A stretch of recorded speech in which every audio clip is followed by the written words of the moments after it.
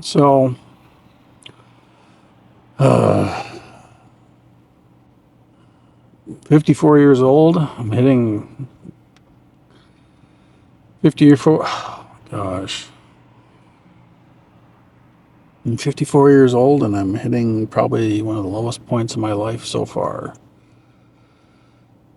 About to enter the food shelf for the first time. Never had to utilize one before. No shame in that. I get that part, but it's the pride part, you know, admitting that your life's such a place that that's a service that applies to you now. And I'm not happy about it.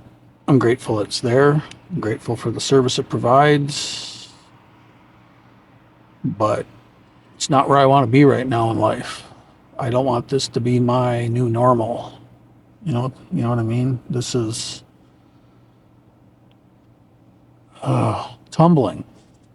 More than anything, it's humbling, and need to be humbled. It's not a bad thing, but it's not where I want my life to be right now, and I don't want it to stay here. I mean, I'm also driving a vehicle I was given for free. I needed a vehicle to drive, and my son gave me his old truck, and yeah, I'm grateful to have that too. But it has to change. So we're gonna go inside. We're gonna get some food.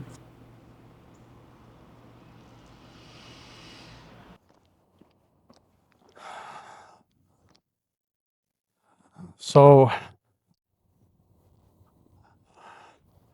let me preface this first. None of this is meant to be disparaging about what I'm about to talk to or look down upon. That's not my point in any of this. This is more like a reflection of where I'm at in life and what I'm experiencing. And just to preface this a little bit, and I'm not ashamed, but it's like a reality check or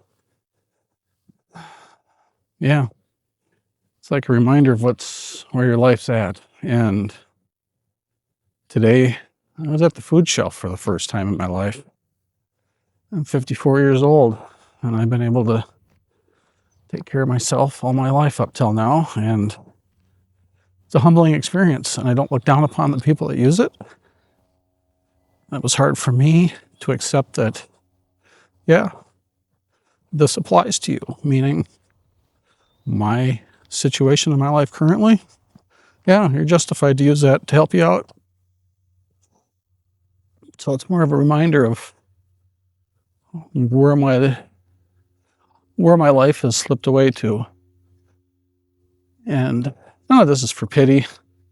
I'm not looking for that kind of crap. I don't need that. I've had to rebuild my life once before, and that was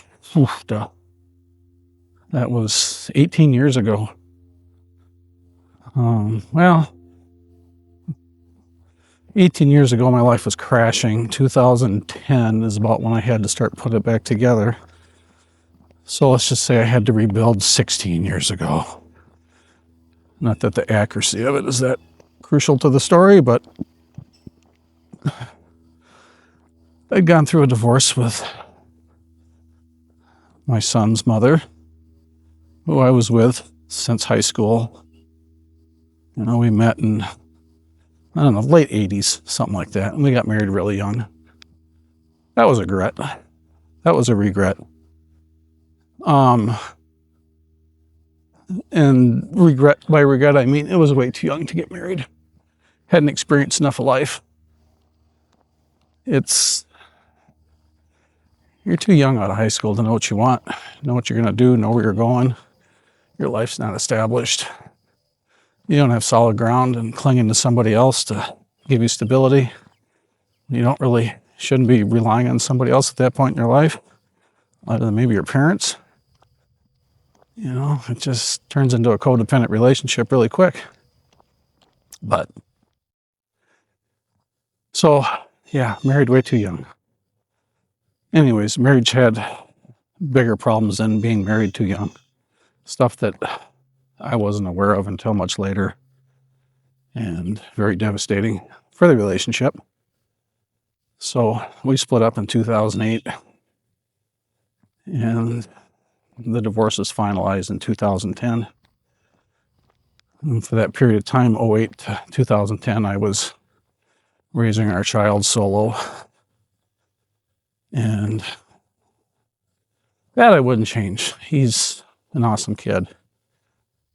He needed that time and attention at that point in his life because he was a little over 4 years old when it started. And it was a devastating experience for him, of course. But anyways, moving ahead, now it's whatever, 16 years later. And my life is kind of at that low point again. It feels worse than last time, though. I've been taking care of my father for 6 years. He has Alzheimer's, dementia, and still really good health. And his Alzheimer's dementia isn't so bad that he can't be left alone. So I'd feel really bad sticking him in a facility of some sort at this point because he's done a lot for me in my life.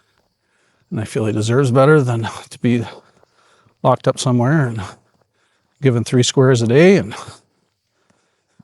we've had family members that have had to be put into nursing homes and was never very impressed with it and felt bad for the situation. So I feel in debt to my father enough that I really didn't want to explore that option, at least not yet. I had thought there would be a more obvious situation that would lead to that, meaning something so black and white, it's like, okay, he's got to move now. It hasn't happened yet, and it's been 6 years. And now it's taking its toll on me. My business is in the toilet. It's mentally tolling on me. There really isn't any outside support. I have a social worker that works with me personally, and I don't know, as much money as they say they put into social services, I guess whatever programs they are, they just don't apply to our situation, I guess, which is fine. We're not looking for the government to save us, but just to answer the question to anybody out there that's wondering why we didn't reach out to the county or whatever, that kind of stuff. So yeah, it's been exhausting trying to navigate this, especially solo, because nothing to bounce ideas off of people, problems, help. And when you're just kind of drowning in the situation, what you do is just barely keep your head above water.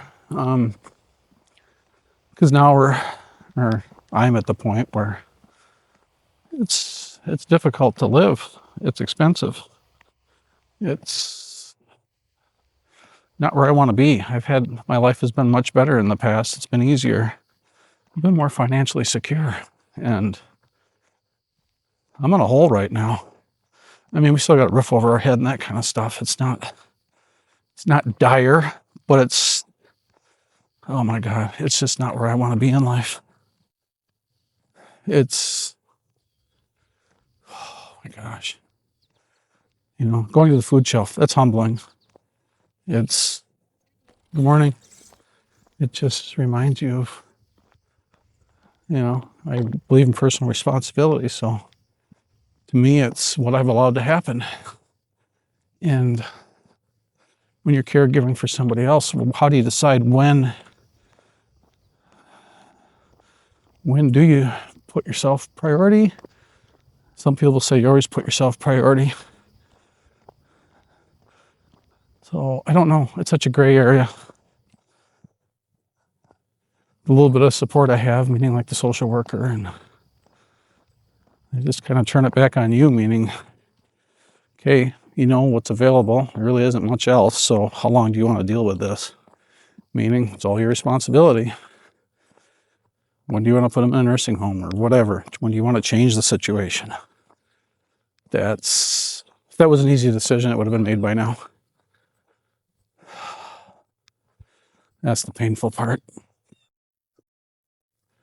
I don't like making big decisions, especially without somebody there with me, supportive, help you walk you through it. And, I don't want to say hand holding, but at least somebody that's on solid ground and cares enough about you and the situation to give advice that's best for everybody involved, instead of internet type responses where people just shoot from the hip and you don't really know who they are. All you got to do is this. All you got to do is that. That kind of crap. That gets old really quick. And so don't look for that kind of advice anyways. So putting this out on YouTube, I know you expose yourself to that. So whatever happens, happens. We understand that, but it's not what we're looking for. This is more about just sharing that you're not alone in the world. I know everybody else has got their own struggles. And sometimes putting it in perspective of hearing somebody else's story makes you feel grateful for your situation, in that you may consider your situation easier. Like, oh my God, at least I don't have to deal with that. That kind of stuff. And that helps me sometimes. I volunteer. I do some other work like that and hear about other people's stories. And it's like, yeah, there's always somebody that's got it worse. I don't want people to be in pain and suffering, but hearing somebody else's story, if it impacts you in such a way, it's like, oh my gosh, I wouldn't want to deal with that. It helps you realize maybe your situation isn't as bad as you thought. Just to kind of give you a little more, kind of ground you a little bit and get you out of the self-pity circle. I don't know. It's a complicated situation for me. Outside looking in, a lot of people will say, just do this, just do that. And it's easy to say that stuff when you're not personally involved, emotionally involved.